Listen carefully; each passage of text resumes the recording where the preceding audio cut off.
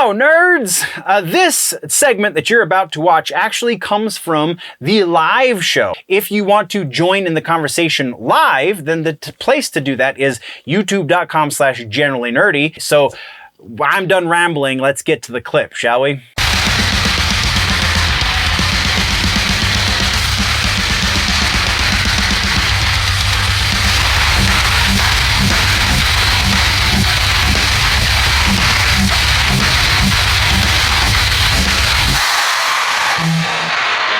Oh, and then we're going to go through this list real quick. We're actually not going to go through the whole list. We're only going to go through the top, we'll say 20. Let's say 20. Oh, good no.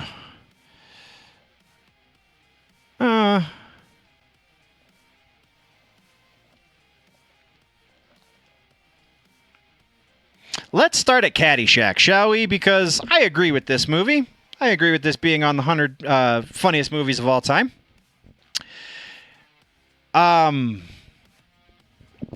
Just the first one, though, not the second one. Definitely Bill Murray is a large part of this, but also Chevy Chase. Why can't I think of his name? Rodney Dangerfield. There we go. Just an all-time classic. I think it probably should have been a little bit higher up, but that's just my bias, perhaps. Bank Dick, I've never seen, so I cannot speak to it. Superbad being number 20. Maybe we should have started at 20. That's fair. I honestly think I 100% agree that is where that belongs. This is the variety top. Oh, hey. I forgot to do this again. Crap. I'm going to have to get used to it. I've implemented things in OBS, and so we're getting used to them being there. Anyway. So, Superbad being number 20, I think is fair and accurate. Yeah, absolutely. Jonah Hill, Christopher Mintz-Plasse, Michael Cera, freaking classic. Why is VLC stuttering? That doesn't make any sense. Anyway. Happened One Night, 1934. Never seen it. Can't speak to it. This is Spinal Tap at number 18. 18? I don't know. I guess it could have been a little bit lower, but it definitely deserves to be on the list. Heartbreak Kid. Honestly, have not seen that one either.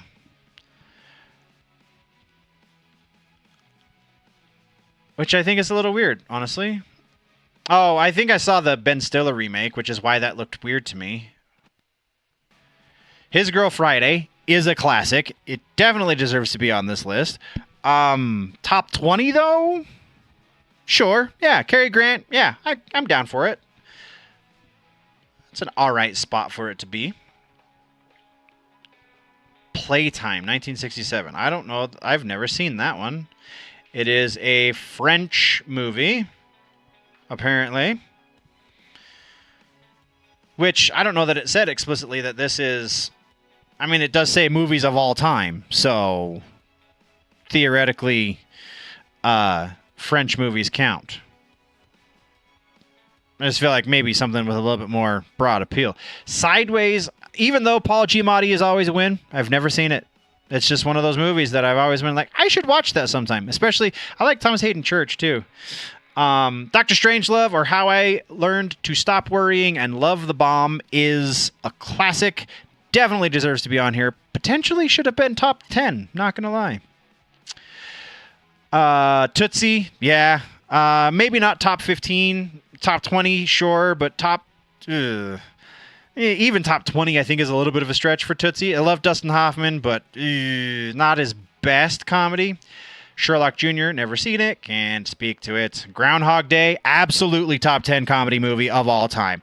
If it's something that a vast majority of the population watches at least once a year, if not with some sort of regularity, because, gotta be honest, we watch it probably 2 or 3 times a year because it's just that good. Again, Bill Murray is always a win. So Groundhog Day, number 10, sure. Young Frankenstein beats out Groundhog Day. Absolutely. Yes, please. Give me more Mel Brooks on this list, please. Fargo, yeah. Top 10, though? Might be a little bit of a stretch. Coen Brothers, yes. Fargo from the all right. If it's gonna be Coen Brothers in the top 10, Fargo definitely should be the one that it is. Duck Soup is the Marx Brothers, and I've never seen it, but I am familiar with the Marx Brothers, so I understand why they put it where it is. Monty Python and Holy Grail is number 6, not even in the top 5 with Holy Grail. Really? Like, that's a top 3 comedy for me, though. Come on now. Monty Python and the Holy Grail is absolutely classic. This is what got so many people in my generation into British humor. Like, because I didn't know, I have no, or at the time at least, had no concept of the differences in the subtleties of British humor versus American humor. But when you see Monty Python and you see other things that they were associated with thereafter and also before, like, it's like, oh, I'm totally in on this joke now. That's awesome. Yeah, Monty Python is definitely a top 3. Waiting for Guffman. Oh, I have seen this. Another mockumentary, though. I really don't remember it. Christopher Guest. So again, I understand it. I don't remember that movie. So top 10? No. The Great Dictator, Charlie Chaplin. This is a classic, but is it top 5 worthy for... I don't... That's a rough call, because Charlie Chaplin is definitely classic material. Is The Great Dictator influential and still hold up well enough in order to qualify for a top 5 placement? I just don't think that's legitimate. I am not a huge Woody Allen fan. I do like some of his stuff. Annie Hall is not really one of the ones I love. I really wouldn't have put that in the top 3. I wouldn't have put that in the top 20. If you're going to have to put a Woody Allen movie up here, though, I can see why that's the one that got chosen. It's not my choice.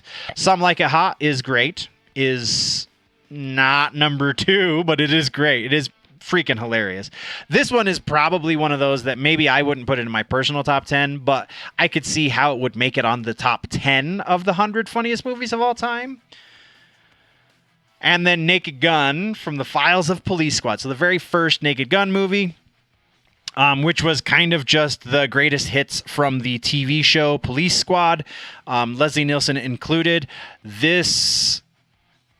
I think this is a secondary movie. It absolutely deserves to be on the 100 funniest movies of all time, 100%.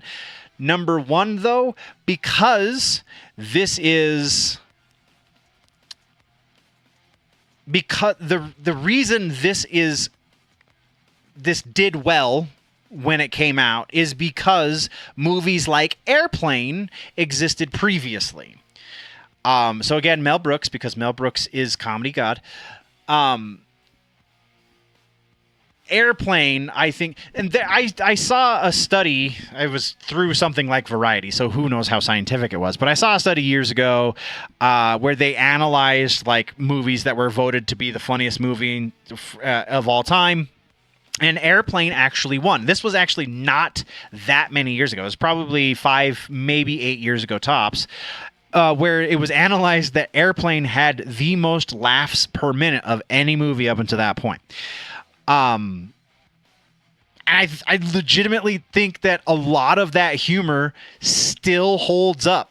A lot of that humor. I don't think that was Mel Brooks, actually, now that I'm in the middle of talking about it. I think that was somebody else that did it. But either way, Airplane, if you're ever making a list like this, is always number 1. Like, that's without a doubt. And Airplane 2 should be like, if you're doing top 100, should be like number 55, because it's also worthy of being on the list, just not nearly as worthy as number 1. But Airplane 1, the existence of that kind of parody, while I'm sure it existed previous to the the first Airplane movie, is not... is largely due to the existence of that Airplane movie. The reason that it was allowed to proliferate, the reason proliferate. The reason that it was that audiences were able to latch on to something like the Naked Gun movies, and then later on like Scary Movie and all of those ridiculous ones that got way out of control.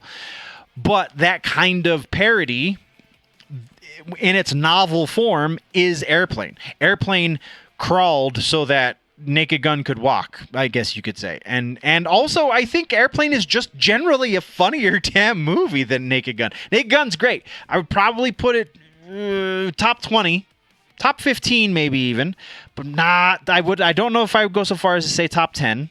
I think that the lack of other like slightly more dark comedies like In Bruges not being in this is a dramatic oversight. Something About Mary, I know that's not even in the entire list. I heard people talking about it. That's why I wanted to talk about it here on today's stream. But the fact that Something About Mary isn't on this list at all is a major oversight. There isn't a single, as far as I understand it, again, we didn't go through the entirety. We just went through the top 20.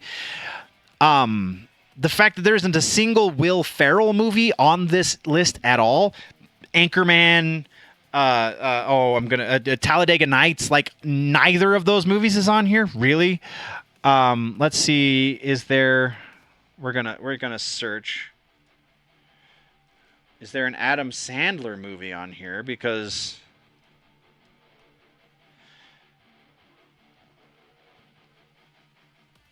one of two. So it mentions Adam Sandler twice.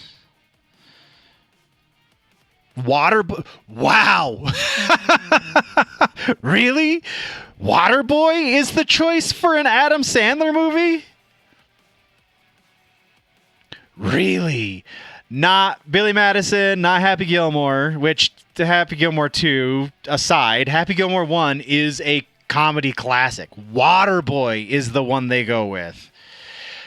Not throwing any shade at Waterboy. It is one of the few movies of my movie watching career that I have had to. I don't think I saw it in theaters, because if I did, I would have created a scene. I'm pretty sure the first time I saw it was on DVD, maybe even VHS.